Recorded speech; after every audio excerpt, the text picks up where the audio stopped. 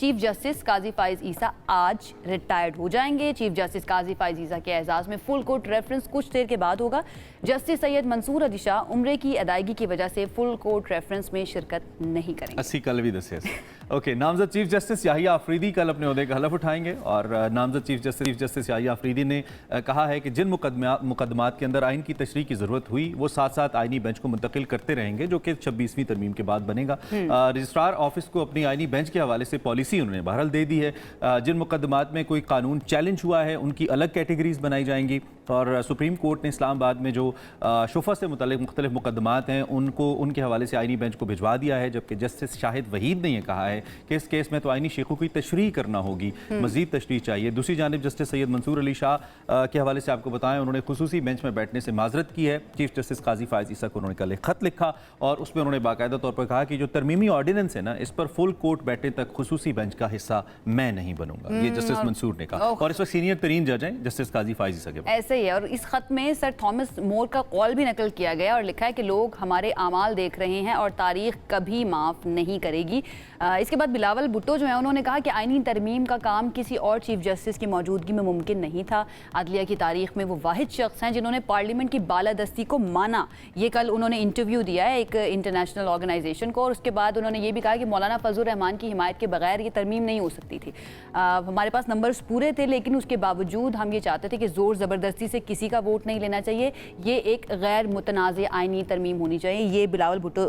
کی جانب سے کہا گیا۔ دوسرا ایک اور جس کا ہم نے کل بھی ذکر کیا تھا کہ 26ویں آئینی ترمیم کے اندر مبینہ طور پر کچھ جو ہے ایک غلطی بھی پائی گئی تھی، کچھ آئینی ماہرین، کچھ وکلا جو ہیں ان کی جانب سے کہا گیا تھا کہ اس کے اندر تو یہ فارمر اٹارنی جنرل نے ایک سٹیٹمنٹ دی، فارمر اٹارنی جنرل کی جانب سے کہا گیا تھا کہ اس میں یہ بہت بڑی غلطی ہے۔ اب اس کو کس طرح سے ٹھیک کیا جائے گا، کیا اس کے لیے 27ویں آئینی ترمیم لائی جائے گی، ساری سچویشن پر جو کہ بہت ہی کمپلیکیٹڈ ہے، اس کو سمجھنے کی کوشش کرتے ہیں۔ ہمارے ساتھ موجود ہیں جے یو آئی کے سینئر رہنما کامران مرتضیٰ صاحب۔ کامران صاحب، 26ویں آئینی ترمیم کے تناظر میں جو دیکھ رہے ہیں، ہمیں ایسا لگ رہا تھا کہ آپ اپنا وزن تحریک انصاف یا اپوزیشن کے پلڑے میں ڈالیں گے، لیکن آپ نے آخر میں ہم نے دیکھا کہ حکومت کا ساتھ دیا۔ یہ اسٹریٹجی جو ہے اب ایسے ہی رہے گی، آپ حکومت کے ساتھ ہی رہیں گے یا فیوچر میں جا کر یہ تبدیل بھی ہو سکتی ہے؟ دیکھیے، ہم نے اپنا وزن جو ہے نا، جے یو آئی نے اپنا وزن اپنا برقرار رکھنا ہوتا ہے۔ ہم نہ حکومت کے پلڑے میں وزن ڈالتے ہیں اور نہ ہی پی ٹی آئی کے پلڑے میں وزن ڈالتے ہیں۔ ہم پہلے جو ہے نا وہ کچھ مہینے پہلے یا سال ڈیڑھ سال پہلے تک اب ہمارے وزن ڈالنے کا نتیجہ ہم خود بھی دیکھ چکے ہیں، تو ہم اپنے طور پہ ہماری اپنا جو منشور ہے ہم اس کے مطابق چلتے ہیں۔ کوئی اگر یہ سمجھے کہ ہم کو فار گرانٹیڈ لے لے، وہ بالکل غیر مناسب ہوگا۔ اور اس معاملے میں بھی جو کچھ ہم نے کیا اپنے منشور کو سامنے رکھ کے کیا، ہم کیا کامیابیاں حاصل کر سکتے ہیں، کس وقت میں ہم کو کیا جو ہے نا فائدہ ہو سکتا ہے اور کیا فائدہ نہیں ہو سکتا، اپنی جماعت کے منشور کے مطابق اس میں کیا اچیومنٹس آ سکتی ہیں، یہ ہمارا جو ہے نا وہ مطمع نظر تھا۔ اس کے علاوہ جو ہے نا وہ کوئی کہے کہ جی ہم جو ہے نا وہ ہر صورت میں جو ہے نا وہ پی ٹی آئی کے ساتھ چلیں گے، تو ایسا نہیں ہے۔ اچھا سینیٹر صاحب، آپ چونکہ ظاہری بات ہے سیاسی شخصیت ہیں، ایک بڑی سیاسی قوت ہے، خاص طور پہ خیبر پختونخوا کو لے کر، بلوچستان کو لے کر، اور سینٹ میں بھی آپ کی نمائندگی ہے، لیکن آپ کو نہیں لگتا کہ جو آپ کی پولیٹیکل سٹیکس ہیں وہ اس سے کچھ نہ کچھ متاثر ہو سکتے ہیں؟ چونکہ آپ نے اس سے پہلے خیبر پختونخوا کے اندر حکومت کے عمل کو یا الیکشن کے عمل کو جسٹیفائی نہیں کیا تھا، آپ نے کہا تھا جسٹیفائڈ نہیں ہے، لیکن اب آپ باہر حکومت کی کامیابی کا ایک حصہ ہیں جو جس کا کریڈٹ وہ لے رہی ہے، تو اس پہ آپ کیا کہیں گے؟ کیا سیاسی طور پہ آپ کو اس عمل کا نقصان نہیں ہوگا جے یو آئی کو؟ یہ آپ کو کس نے کہہ دیا کہ ہم نے ترمیم کی حمایت کی ہے؟ جو اصل ترمیم تھی 56 کلازز سے شروع ہوا تھا معاملہ، اس میں تو جتنا اس کو ڈائلیوٹ کروایا ہے اس میں آپ جو ہے نا وہ کردار نہیں مان رہے جے یو آئی کا۔ اصل مسودہ دیکھیے گا، پھر آپ بتائیے کہ ہم نے حکومت کی حمایت کی ہے یا ہم نے حکومت کی مخالفت کی ہے۔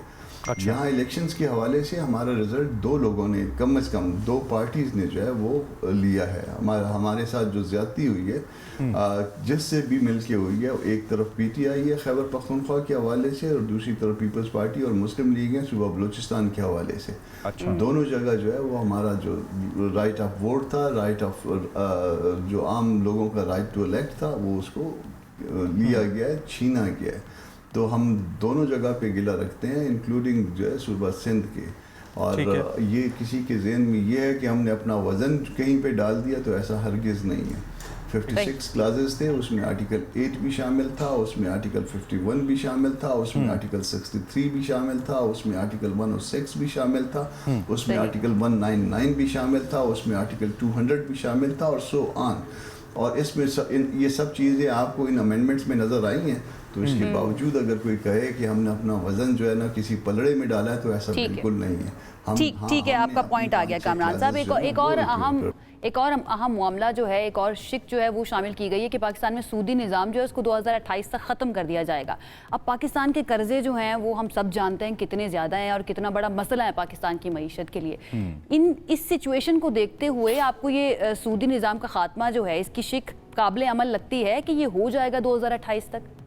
2-3 जवाब हैं उसमें। एक जवाब तो ये है कि फिर आप ऐसा करिए कि अल्लाह और उसके रसूल से जंग जारी रखिए, फिर देखिए कि फिर आप उसके बाद जो है ना अगर उससे अल्लाह से और उसके रसूल से जीत सकते हैं तो फिर यकीनन जो है ना इसको कंटिन्यू करिए। और अगर आप सिर्फ नियत भी कर लें कि अल्लाह और रसूल से जंग बंद करनी है, तो अल्लाह पाक जो है ना रहम करने वाले हैं कि अल्लाह के नज़दीक जो है ना कोई इतने वसाइल भी नहीं है उसके पास, तौबा नऊज़ बिल्लाह, कि वो अल्लाह पाक जो है ना हमारे ये मसाइल हल कर दे। तो एक बात आपका ये जवाब है कि वो दुनिया के जो हमारे मामलात हैं, अगर आपने नियत कर ली, एक अच्छी नियत कर ली, अल्लाह पाक उसके लिए रास्ते देंगे। अगर एक बात हमको आज समझ में नहीं आ रही तो वो हमको समझ में आने लग जाएगी, सिर्फ आप नियत करिए और उस रास्ते पे चल पड़िए। दूसरी बात, बाज़ लोग और जो है ना वो इस बारे में जो है वो एक मायूसी फैलाते हैं। वो कहते हैं कि जी आर्टिकल 38 में अमेंडमेंट की उसका फ़ायदा क्या है, वो तो प्रिंसिपल ऑफ पॉलिसी से मुतल्लिक है और उसका कोई फ़ायदा नहीं होगा। तो फ़ायदा मैं आपको बता देता हूँ। इसकी 3 जहतें हैं सूद के मामले में। एक अदालत का शरीयत कोर्ट का फैसला आ चुका और उसमें कट ऑफ डेट यही है, ठीक है जी। दूसरा, उसकी अपील पेंडिंग है, जो पिछली दफ़ा पिछले राउंड ऑफ लिटिगेशन में 38 साल पेंडिंग रही। अब JUI की कामयाबी आप ये करिए कि वो एक फ़ैसला तो मौजूद, मगर जहाँ पे अपील पेंडिंग है, एक तो हमने वो अपीलें जो सरकार की अपीलें थी वो तो पहले विड्रॉ करवा ली हुई हैं, और अब आपके जहन में 38 साल का अगर 1 मिनट के लिए अगर आ गया जहन में, तो अब हमने जो अमेंडमेंट करवाई है कॉन्स्टिट्यूशनल, अपील जो है 1 साल से ज़्यादा अरसे तक पेंडिंग नहीं रहेगी, और अगर पेंडिंग रहेगी तो एज ऑफ स्टे ऑपरेट नहीं करेगी, और अगर करेगी तो फिर सुप्रीम कोर्ट को उसके ऊपर ऑर्डर पास करना। अच्छा, लेकिन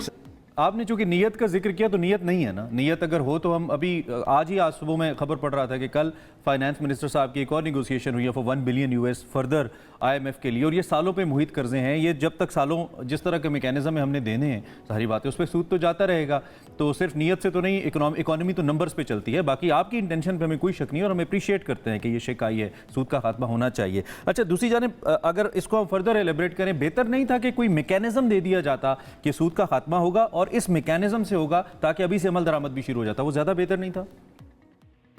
ये बात दस्तूर में, आपको अगर दस्तूर के हवाले से जो है ना मामलात, अगर आप उसको टेक्निकलिटीज़ को अगर जानते होते तो ये ना कहते, वो आम लेजिस्लेशन के ज़रिए होगा।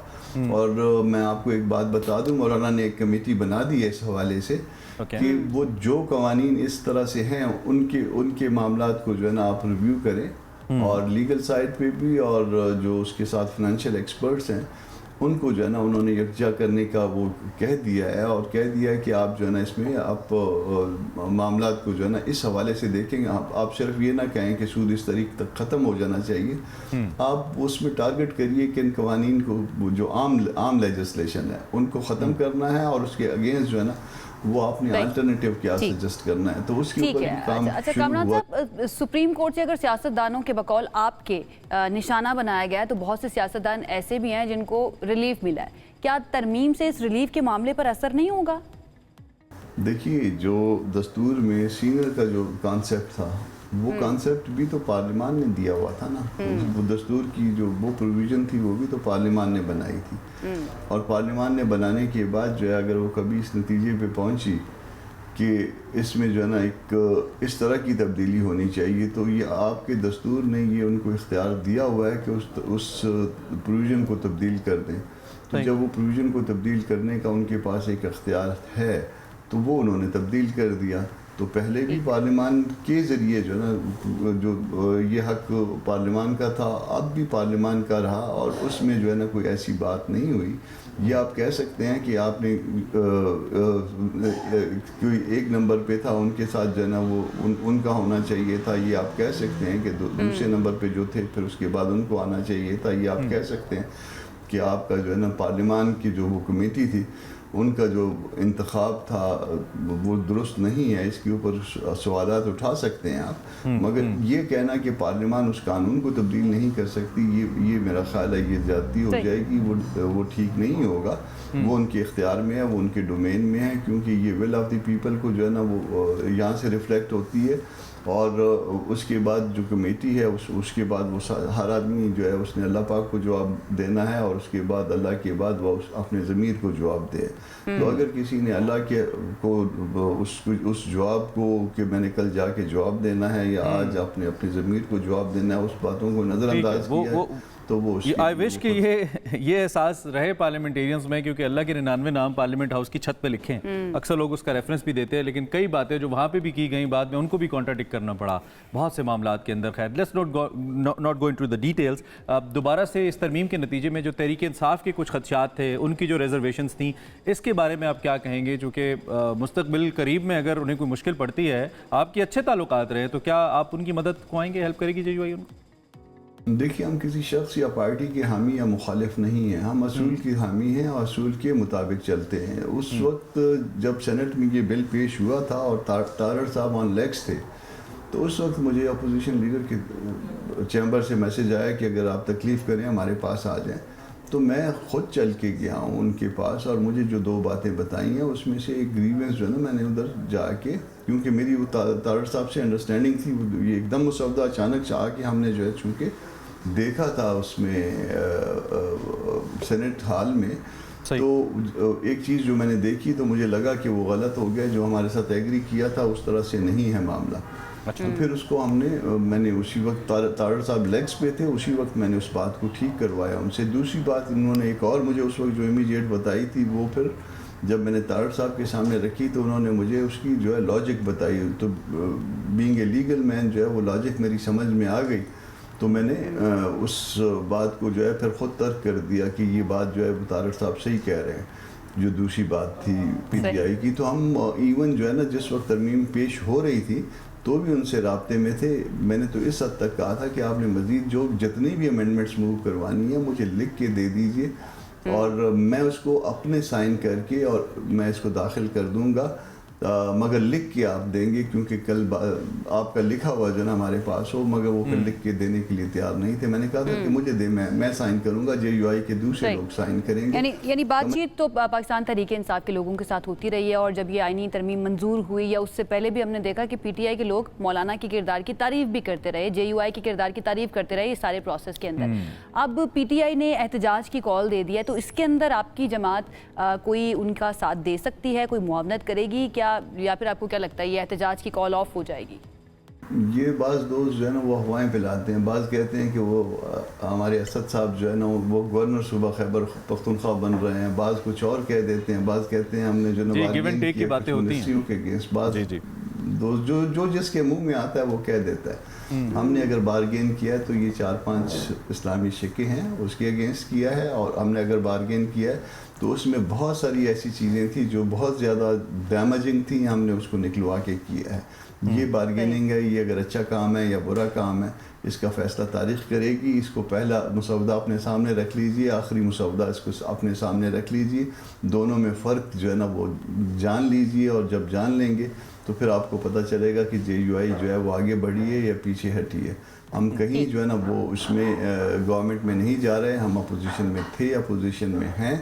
ہم اب ایک الگ سے پارٹی ہیں، ہم کسی دوسری پارٹی کی پالیسی کو جو ہے فالو نہیں کرتے، ہم صرف اپنی پارٹی کی پالیسی کو فالو کرتے ہیں۔ ہاں، جہاں پہ معاملات ملک کے نقصان میں جا رہے ہوں تو وہاں ہم مشورہ دے دیتے ہیں، جیسے شنگھائی کانفرنس تھی، ہم نے PTI کو مشورہ دیا کہ آپ اس وقت اس موقع پہ احتجاج نہ کریے، یہ ملک کے مفاد میں نہیں ہے، باقی ان کو انگیج کرنا۔ بہت شکریہ کامران مرتضیٰ صاحب، JUI کے سینئر رہنما اور ماہر قانون بھی ہمارے ساتھ موجود تھے۔ उन्होंने कहा कि हमने तरमीम से मुतालिक एससीओ पे सारी बात भी उन्होंने करें। कहा कि हमने रोल प्ले किया कि किया वो कॉल था। ऑफ करें Exactly. और अब भी हम वो कहते हैं कि अगर मस्बत रोल प्ले करना पड़ा जेयूआई तो वो कर सकती है, करेगी। खैर जी, कामरान मुज्जा साहब मोस्ट इंपॉर्टेंट मेंबर, उन्होंने बात की इस हवाले से, और ये उस कमेटी के भी मेंबर हैं जिसने चीफ जस्टिस को पार्लिमानी constitute करना था। कमेटी के हाँ, पार्लिमानी कमेटी के मेंबर भी हैं।